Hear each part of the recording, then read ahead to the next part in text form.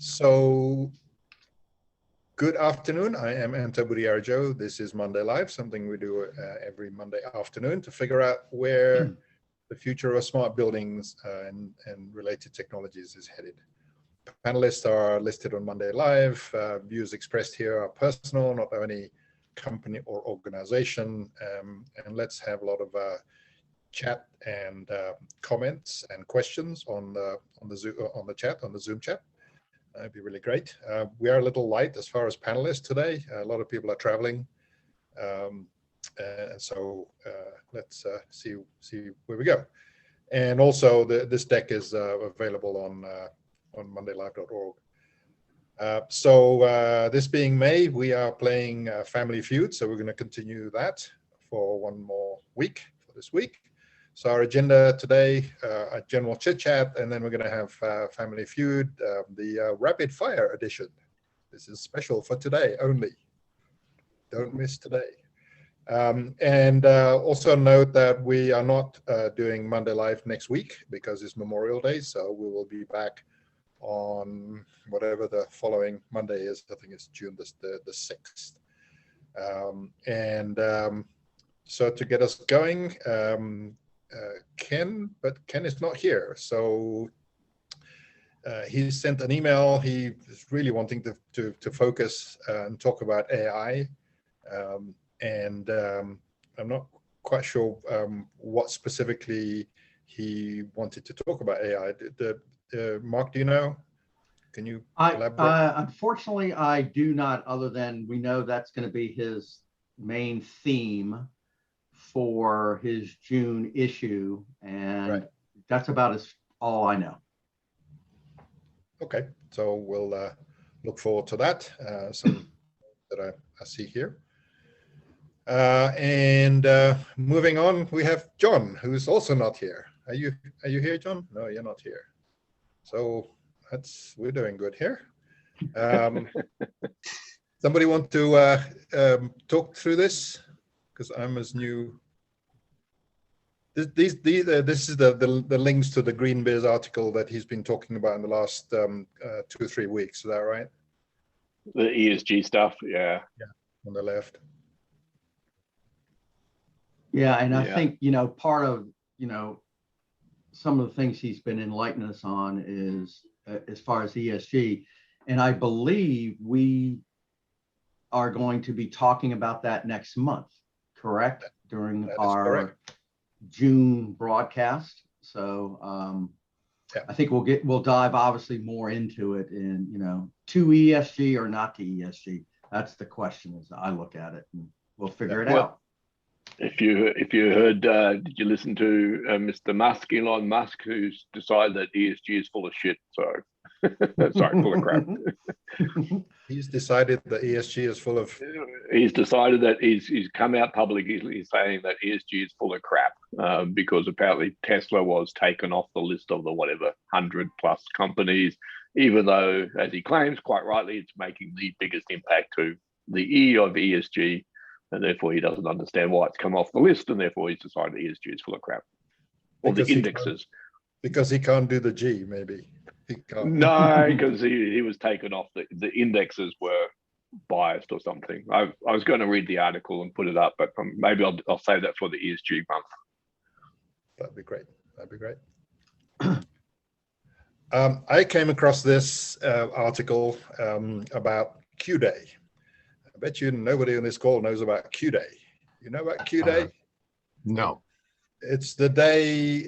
It's the one of the problems that's coming up related to quantum computing is that at some point quantum computing is going to be powerful enough to basically break all of the crypto locks that we're all using. Wow. So QDay is the day when that can happen at some kind of scale.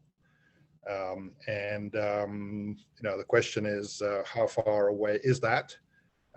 It's obviously a number of years, but it's not a number of decades or centuries. So it's this is going to change the whole sort of cybersecurity issue. Exactly how, nobody's really sure, but this is an article that's sort of anticipating that and talking about potentially what can be done. Does that, what is that, what are your thoughts on that? Anybody? Well, my thought is, once they do it, of course, we'll use quantum computers to do quantum entanglement, and that'll be the new level of encryption that'll happen. So science will just move it forward. We'll have a new format, new structure. We humans are very good at doing that, right? Yeah. We invent stuff and break stuff all the time. I think we'll be dead, so we're good here. Hey, speak for yourself. I'm going to go cry.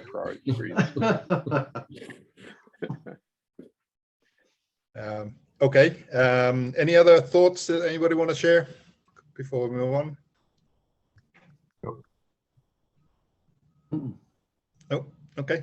That's good. So we, as a reminder, next month we're talking about ESG, and we do want feedback and thoughts from the groups, from the group here, from the audience, especially about how we should tackle this. I think this is a really important subject, and I think one of the problems is it's difficult to try and sort of figure out how to think about it and how to tackle it. So I know, Steve, that you've done quite a bit of thinking and talking to people. Do you want to motivate people to get involved in this next month? Yeah, so ESG, what I'm hearing in all my day-to-day interactions is that all of a sudden, as everyone's waking up, particularly in the C-suite, to respond to ESG. And the first question everybody has, of course, is what is it? And so next month, we're going to be helping to answer that fundamental question. But then the letters themselves, the environmental, the social, and the governance, of the three, the E is the one that we generally are most concerned with, because within environmental, our ability to impact that is significant, both from a reduction in energy and reduction in carbon. And it's not like this is something new for us as an industry. We've been dealing with energy reduction for decades now, but some of the frustration I know we've been experiencing or sharing on our Monday Live calls is bringing awareness to our customers that we can further reduce their energy, and then not having sufficient internal support to act on it. Well, we're getting some external forces now that are going to help us in that regard. And on a broad level, ESG is one of those. Somewhat related to it is our different government regulations that are coming into play as well in New York City and in DC, in California, where they're going to be penalizing businesses that don't reduce their energy. Like, for example, in DC, there's a program called BEPS that I think by 2032, you'll be hit with a $10 per square foot penalty if you don't hit certain targets in your energy reduction. So it's going to get very serious. It's starting to get very serious. Stakeholders, those who invest in properties, are asking the companies, what is your ESG statistics look like, your metrics, how well are you performing? Because I don't want to put billions of dollars into your portfolio, or at least hundreds of millions of dollars into your portfolio, if you're not taking ESG seriously. So there's some significant forcing functions that weren't present, frankly, in our industry even just as recently as a year ago, that is now becoming part of our daily life, and at least in the conversations I'm having with customers. So that's why we've decided to make June an ESG priority month, because it's happening, and we have an opportunity to get to be out in front and show true leadership, because we have ready to go solutions that we can bring to the problem, and it's going to really help us not just get visibility, which we've always wanted, to the C-suite for what it is we do, but in other words, it's not just a solution for ESG, it's really a broader solution for smarter buildings. And so that's the sort of the double win that we're going to get out of this whole thing, is we're going to help businesses realize the value of smarter buildings to help achieve their ESG goals. Great, thank you, Steve. And our focus next month is, as Steve said, but really very as focused as we can be in terms of how it relates to what we do in terms of smarter buildings and related topics. So that should be quite interesting. Looking forward to that. So, okay, so let us play Family Feud. And for this week, if you recall, 3 weeks ago, we did a poll to decide the topics or topic pairs that we would cover. We've covered interoperability versus interoperation for the first week, and then we went to open versus proprietary, and then last week we spent the time talking about wired versus wireless.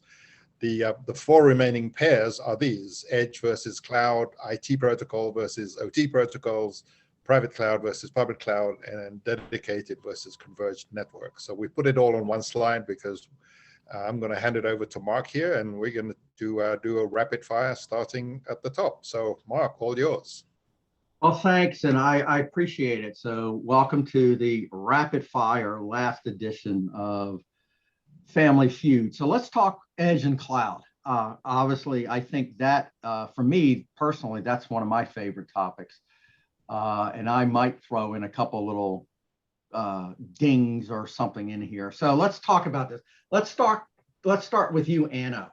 So from a perspective, taking one side versus the other, again, let me remind everybody, there is no right answer, there is no wrong side or whatever. So Anna, what would you like to talk about, cloud or edge?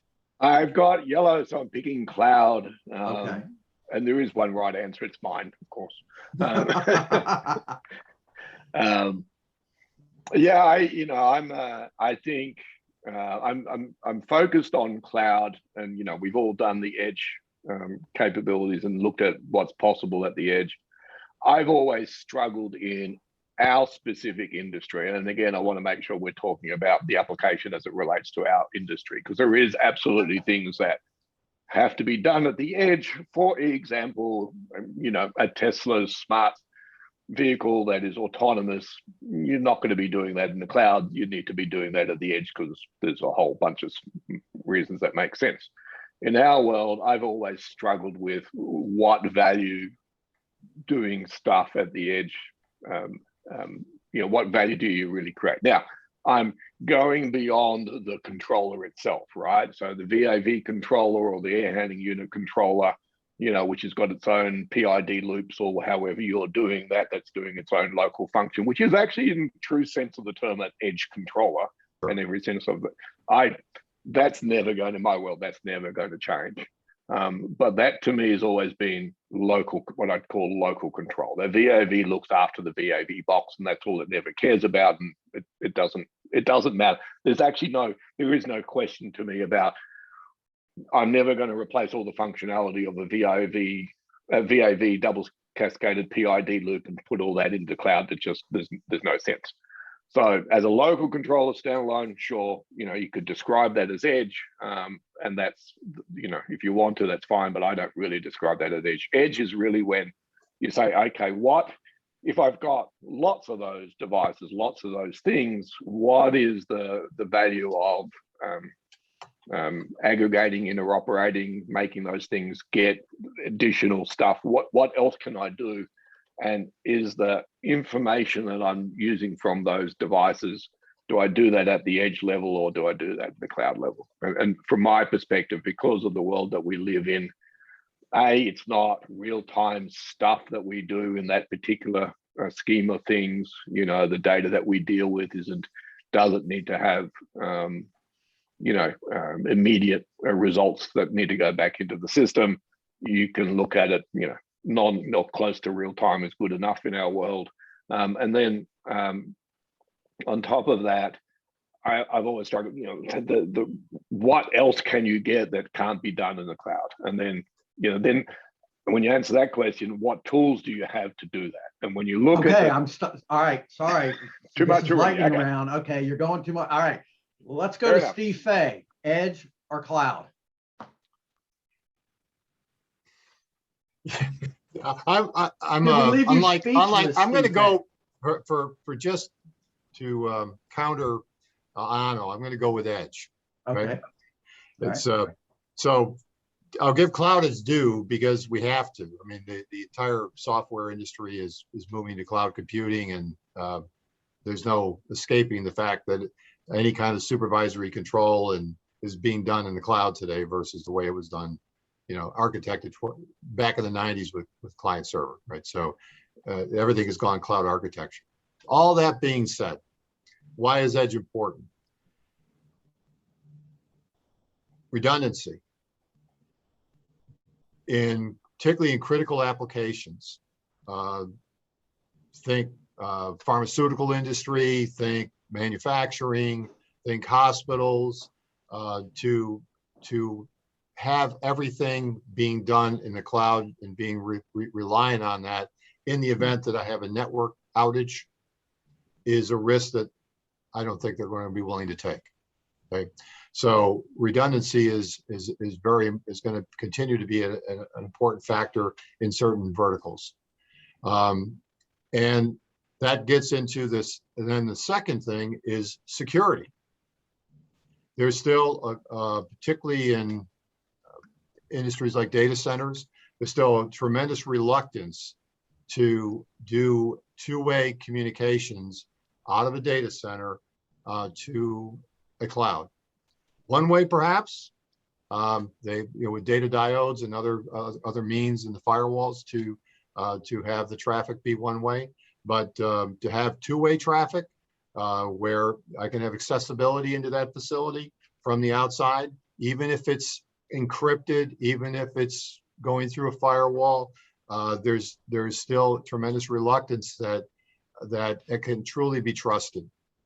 So when that being the case, that means a lot of the decisions that otherwise could be made in the cloud will need to be made at the edge. And operator workstations, all of that still needs to be supported fully in on-prem in those kinds of scenarios. So cybersecurity and redundancy are the two things I would say are going to continue to advocate for edge solutions. Okay, Jim Lee. I didn't pick a color because I'm in firm agreement with both Anno and Steve, but I would like to point out that I do like putting things at the edge along with Steve's argument, but fundamentally control systems are hierarchical in nature. And as such, one thing is controlling another. We might have had to outlaw the use of the terms master and slave, but that said, if I'm providing oversight, so for instance, I took my analytics application and I put it out at the edge, it does not give me the ability to have global oversight function. So depending on the application, I like to concentrate things at a global level because one thing is watching another thing. And that's where a lot of the value is derived from. Okay. Anto. So with many of these Family Feud things, obviously both sides have a lot of value. And I think this is very much the case here, edge and cloud. I'm picking cloud really because in many ways we understand what happens on the edge because that's really where we typically live.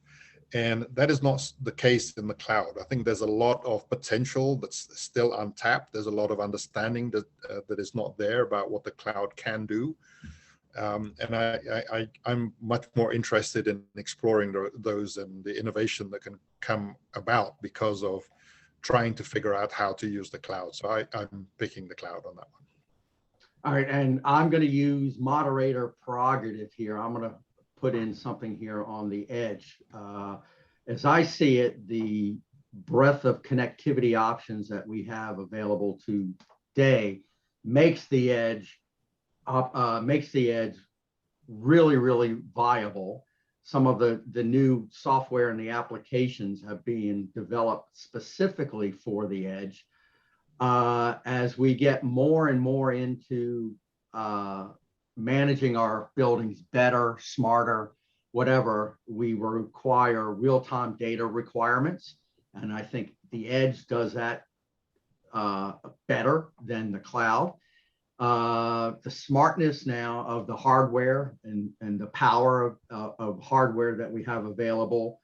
And I'll disagree a little bit with Jim Lee on, I believe our traditional architecture is flattening, and hence another move for the edge and cybersecurity and so forth and so on. So at least I got my couple of thoughts in there. And at the end of the day is, I think probably we all are going to agree that it's going to be the edge cloud continuum. You know, why choose when you can have both ultimately? So I think that's probably the answer. That's the easiest way out. I do want to give one modification to my comments too, and what you were just saying. I think there is always has been a natural progression. The reason that we end up doing stuff in the cloud is because of the power and the tools and the software and the capabilities that the cloud provides. Over time, what you find is a lot of those technologies and skills and things get pushed into smaller and smaller platforms. You know, look what you could do today with BeagleBones and Arduinos and stuff, and AI and things that, you know, even 5 years ago or so ago you couldn't do, and the cloud was the only place. So a lot of times I see cloud as proving grounds for new technologies and new ideas that eventually get pushed down into more edge devices. Mm-hmm. As the technology migrates. A nice comment from David. Why don't we make them both work together and have the benefit of backups on one of them? Good comment, David Katz. Good comment. Thank you. Let's move on to number 2 for today's session: IT protocols and OT protocols. So I think this has always been a debate amongst ourselves when we have our Wednesday prep calls and stuff. So let's go ahead and start with Jim Lee on this one, because I know you're a big vocal person in this category for sure. Sure, I've got to take both sides again. So I'm very bullish on OT protocols, but I believe that one should look at the value of those protocols. So for instance, BACnet, the value is the data definitions, default behaviors, etc. And those can work just as well on top of IT protocols. But I want to be very clear in the argument here. When people come along and say, well, let's just use IT protocols, almost always, my perfect example would be MQTT. There is no application layer, series of data definitions or agreements, which took 20 years or 30 years for this industry to put together. There is no such thing on MQTT. It's a pipe for carrying data. It's a commodity. But I'm in favor of using the value of the OT protocols on top of IT protocols. Okay. Anto.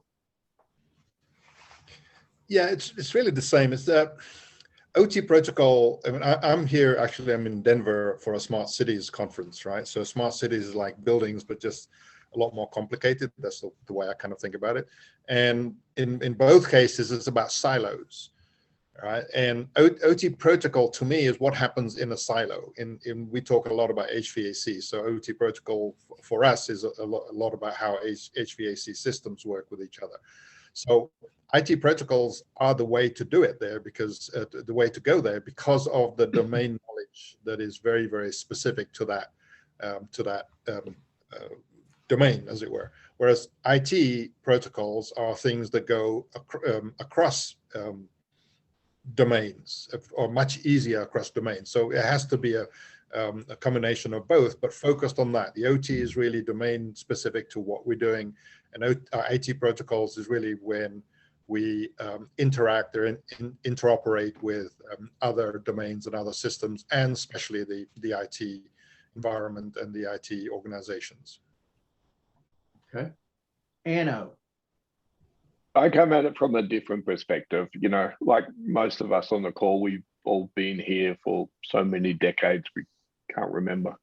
One of the reasons, of course, that OT protocols came about, again, if you go back 20, 25, 30, 40 years, you know, when we had to deal with 8-bit processors which was the full power of the devices that we could actually put on the edge. And that, you know, we had 8-bit CPUs to run VAV boxes and stuff.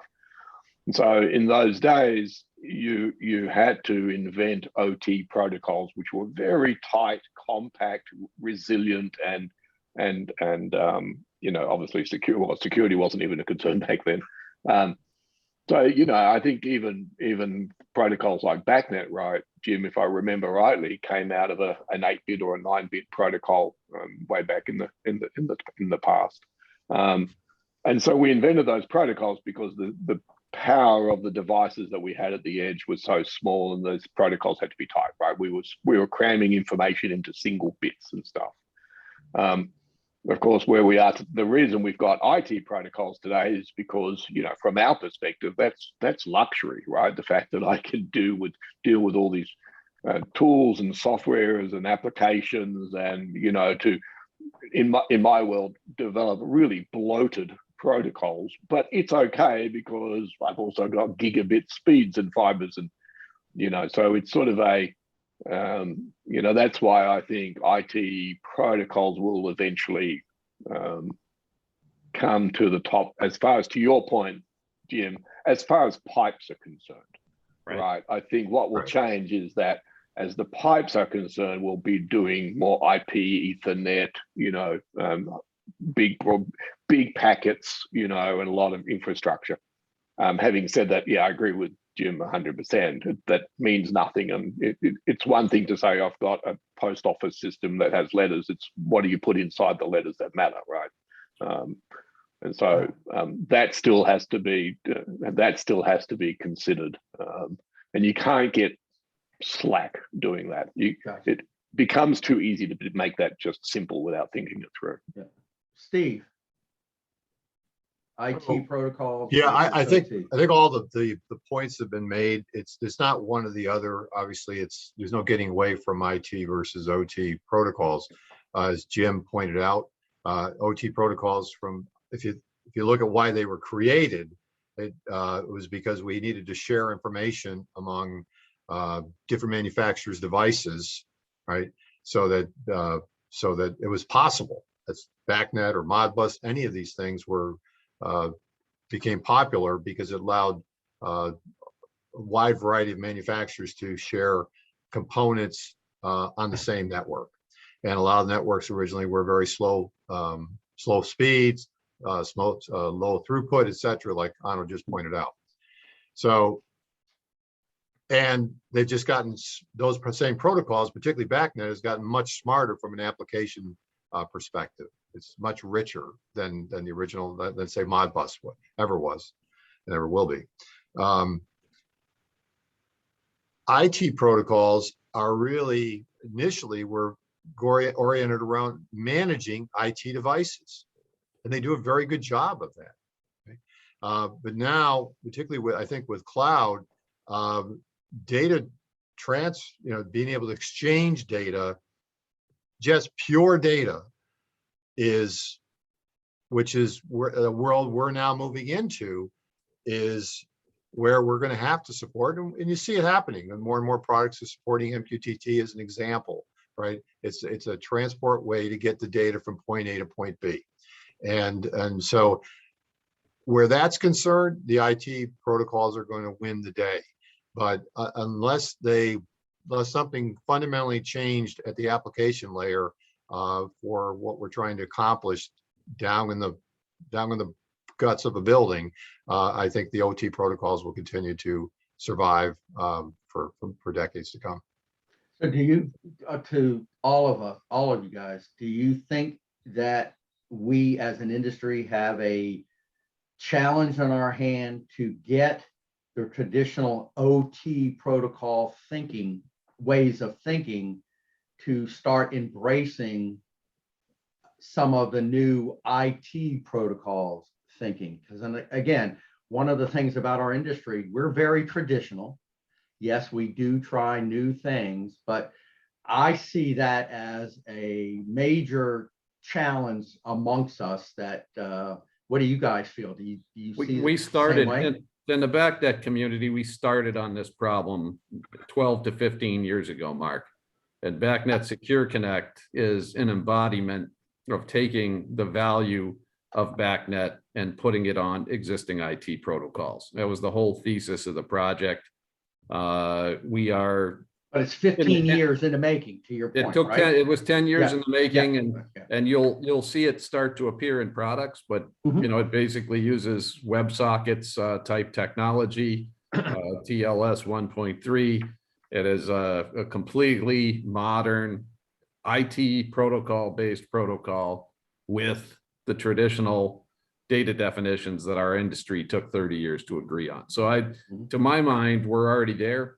Just a lot of people in the industry don't know about it, right? And are screaming other acronyms or saying that it hasn't been done. But in fact, we have done it.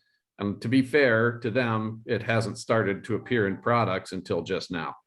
So can people buy it? They're beginning to be able to buy it now, and we're making improvements in real time. But really, that's the thesis of the last 15 years worth of work in the BACnet community is to take that convergence to its ultimate conclusion.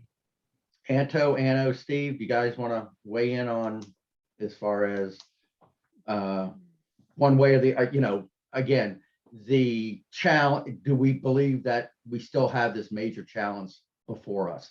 Great, BACnet is a good example, which is great. Yeah, I think we got to remember that, you know, we're just looking at a time slice of where we are. New innovations are going to come along all the time, right?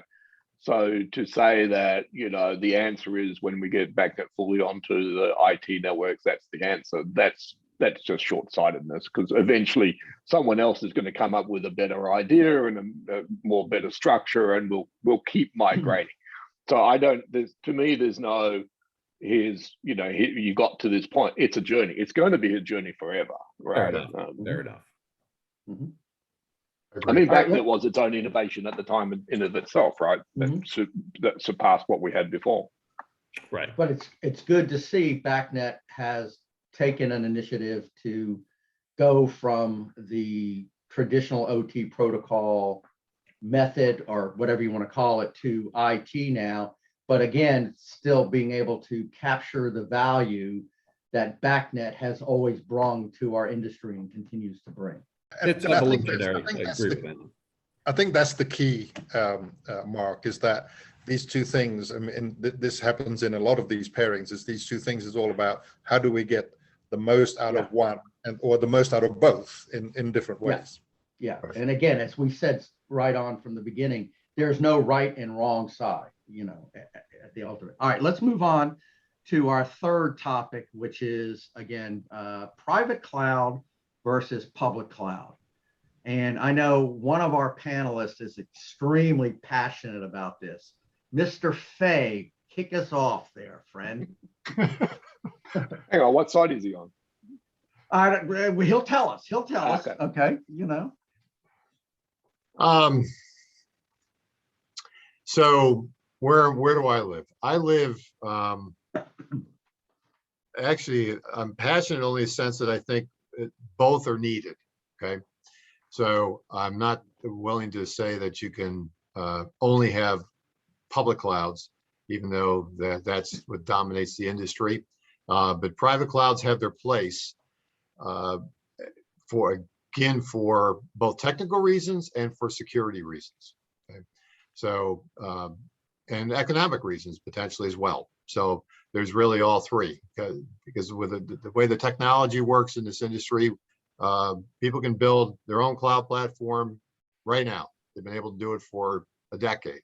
So there's nothing to stop any customer from having their own, if you will, cloud platform that lives in a private data center and can host whatever applications they want to host. You know, so that's not a game changer.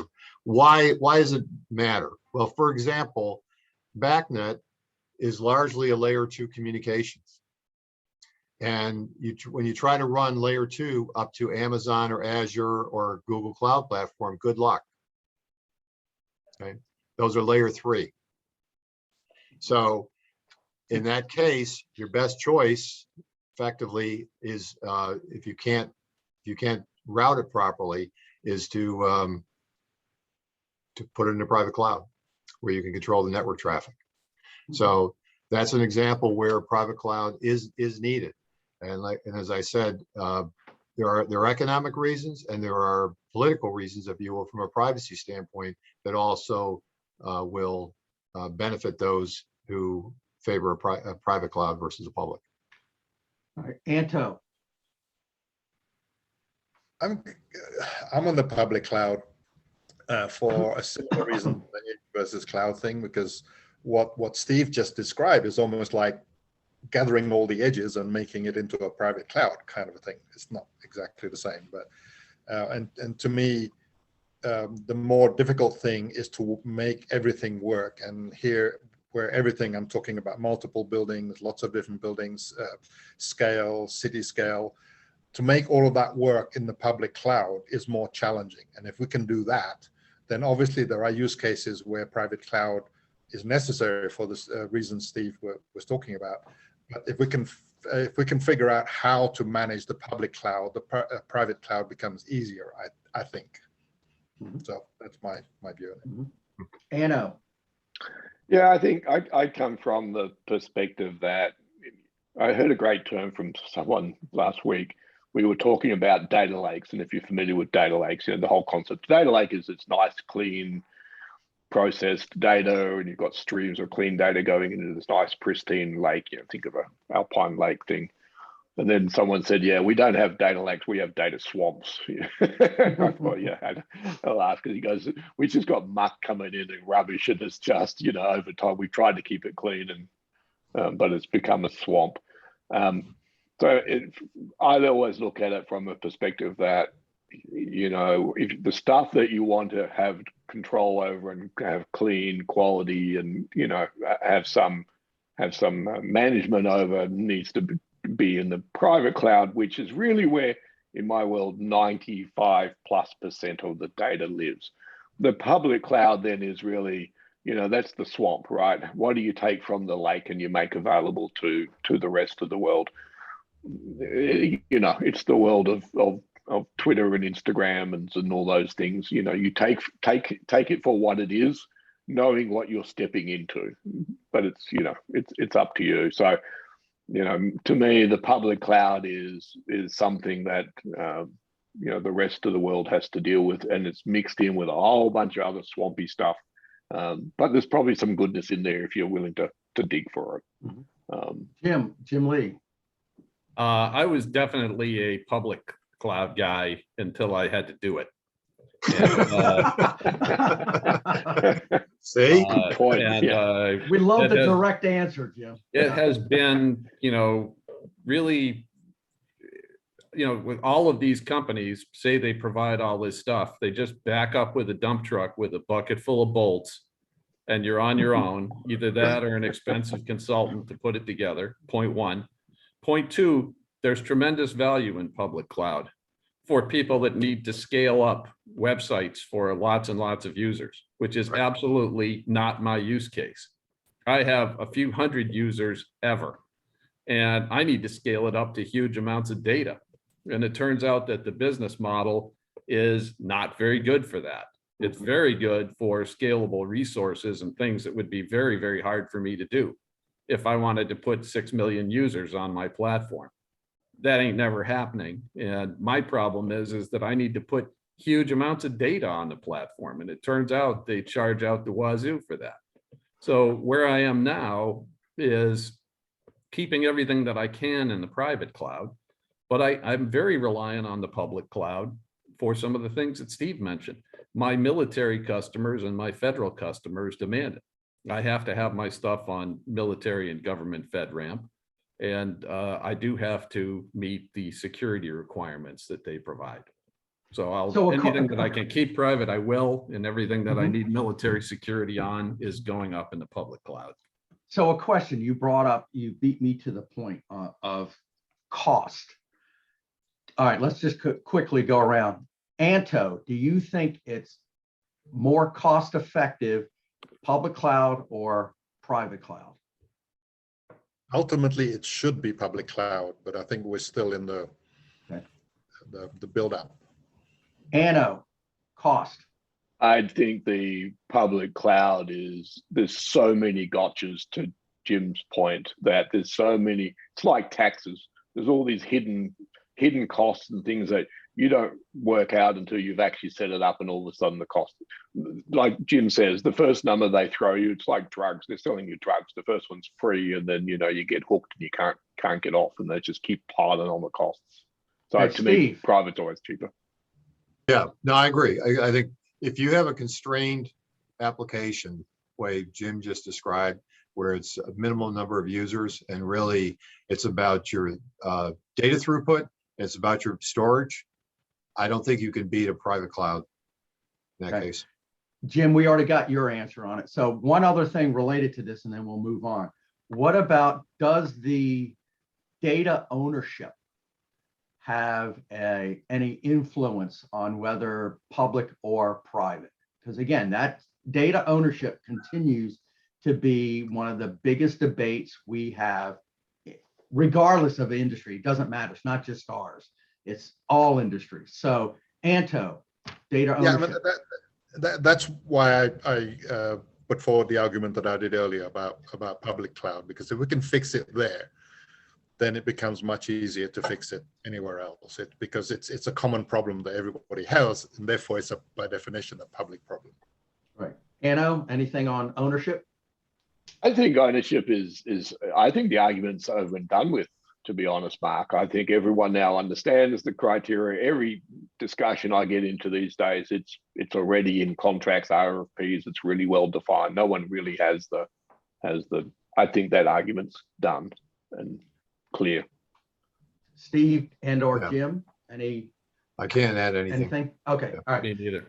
All right. So let's move on to our last. David asked the question about is military cloud public? Can you clarify that, Jim? Yeah, so the U.S. military and the U.S. federal government is all demanding a technology called FedRAMP, which is a secure technology, and it's provided by two different cloud providers that I know of, which is Amazon Web Services and Microsoft Azure. So you can choose those things, but there are click downs and pull downs and options and policies. And then, you get into Steve Fay's world, you need dump trucks full of paperwork to set up and configure, and rules and policies on how all this stuff is managed, monitored, run. So there's they're commercial products offered by the big cloud service providers, and you buy them because you need this kind of protection. So isn't that contracted private cloud kind of? I would say that it is, it's sort of walled off. They even, depending, there are different levels of it. So if you're, you're allowed to keep controlled unclassified information, that's called CUI in government terms, and secret. But top secret stuff is often I don't know what the rules are at that level. I don't deal with that level of top secret. So what Jim's describing, by the way, is a very common model now in the APAC countries. Like Singapore's just done this. Singapore, Microsoft won the contract. They used to have their own data centers, they call government data centers, which was all privately worked and managed. Now Microsoft Azure has got the contract to provide all the cloud environment for Singapore government infrastructure and stuff. So it's public, but not. All right. So our last subject in Family Feud here for the month which is, I think, a really hot topic right now: dedicated network versus converged network. And we hear this amongst a lot from some of the master system integrators out there, system integrators, so forth and so on. So let's start with Anto, dedicated or converged networks. Some comments. Converge is what I think we should be focused on. And again, it's actually not different from the arguments I made earlier, right? Dedicated network, I can understand how that is easier to do, faster and better and everything else. But if what we're trying to do is to get the most value out of the data and out of the systems, the data is going to need to be used. And to me, creating dedicated networks just create barriers for the flow of data.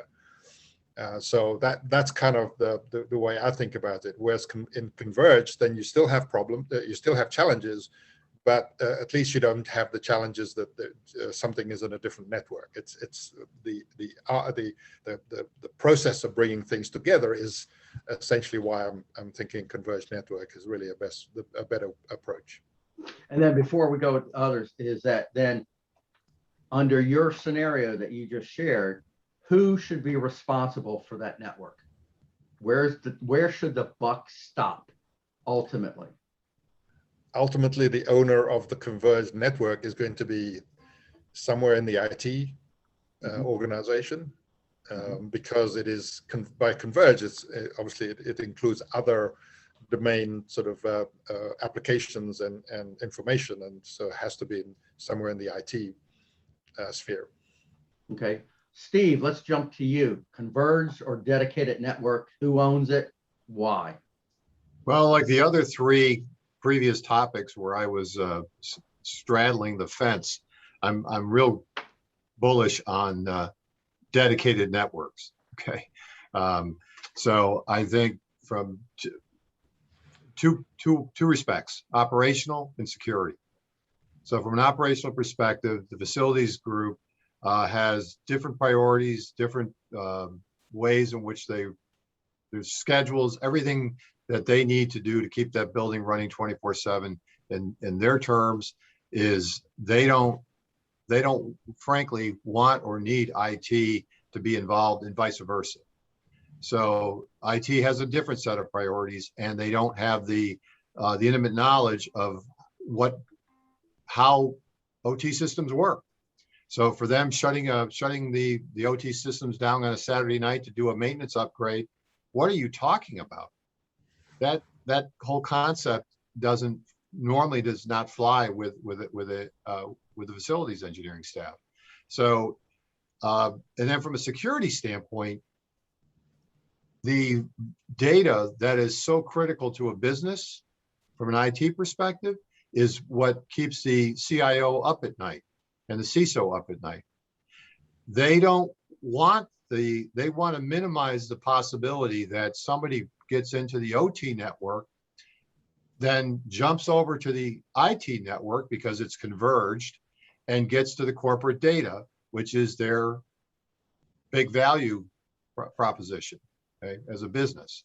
So having those two separated is easier from an operational perspective, and it really mitigates largely the cybersecurity risks of data being stolen from the business. So I'm very strong in that regard. Steve, do you consider virtual private networks to be dedicated networks, or are we talking separate wires? Separate wires. Okay. Yeah. And then under a separate internet circuit, as an example, right? Dedicated internet, right? So then under your scenario, Steve, should there be on the facility management team a really knowledgeable IT person who's part of the facility management group, operating group, who is not part of the IT group? Yeah, I think it's yes, and I think it's happening naturally. So we've grown up with 485 networks largely, okay, with a minimum amount of IP devices. Mark, you know probably best as anybody, because of the company you work for, how everything is moving to a flat network and it's IP based. So our systems integrators, manufacturers are all moving to IP. What is that causing our industry to do? To get trained, to get more knowledgeable in putting together basic Ethernet networks. It's not rocket science, it's just experience. And so training and more experience is needed to help our industry get comfortable in the world of configuring and deploying and managing IP networks. And that's all I believe it's going to take. And right now, not everybody's ready for it. No argument about that, right? Agreed. But agreed. just let the natural evolution occur, put some more focus on it. And I think in 10 years from now, it's not the problem it is today. Gotcha. Jim? I haven't gotten a vote on this. My customers seem to have selected Converge networks, and we've been responding to that. I do agree with a number of Steve's points, but it's not a luxury we've been given. We do recommend virtual private networks to get closer, but I have to fall on the Converge side because that's the problem we're confronted with at the large institutional and commercial customers we deal with. And Anno? Yeah, I come from a couple of different perspectives. One is, I think, I agree 100% with Steve. Dedicated networks, the people who are putting in the systems, and whether it's the building automation systems, the power monitoring systems, lift systems, elevator systems, all the different systems that are the buildings. Forget the facility guys, the contractors doing that work, they still have to, they got to be responsible for what they're delivering and the performance and the reliability and everything else. And to say that, you know, some percentage of that is outside of my control usually doesn't fly, and they usually want dedicated networks to do so. And then my other perspective is, I think, you know, back to one of my mantras that I keep pounding on, is that the IoT guys are coming in with specific business-based solutions outside of everybody else's world, and they're also just saying, I'm doing dedicated networks to do that. I actually think that the separation between dedicated and converged is a bit of a red herring in some context. I think, to Anto's very first point, I mean, it's about the data, but I think you can do that. I know there are additional hurdles, but I think those hurdles have become easier over time and not harder. So we have one of our attendees who I think really has a very strong point on one side. This is from Duncan. Converge IP networks with an IT team that appreciates the kit on the network. Dedicated networks are a serious step backward. There is no space for them in the future. So I look at it this way. We've gone through an experiment in the last 25 years by building a converged network. It's called the internet, right? It works because it converges many different applications, news, blah, blah, blah, in our daily lives, right? So the concept of a converged network isn't new. And why wouldn't we want to strive towards it if we understand that the ultimate value is in the data and the information that needs to flow? I think it's the value of the data for sure, and the security of that data as well. You know, I would just add to you. So Anto, I would say, just when I think dedicated versus converged, I'm thinking the premise network, the in-building network, okay, strictly. So once you get out of the network, and so let's talk about the cloud component of it. So the data that's going up to the cloud is going to go over the internet to other cloud applications via the internet. So from that standpoint, you could argue it's converged, and it can be managed at that level, I think, very effectively and very securely. But in the building is where I'm arguing that it should largely be a dedicated network when it can be, for the reasons I advocated for.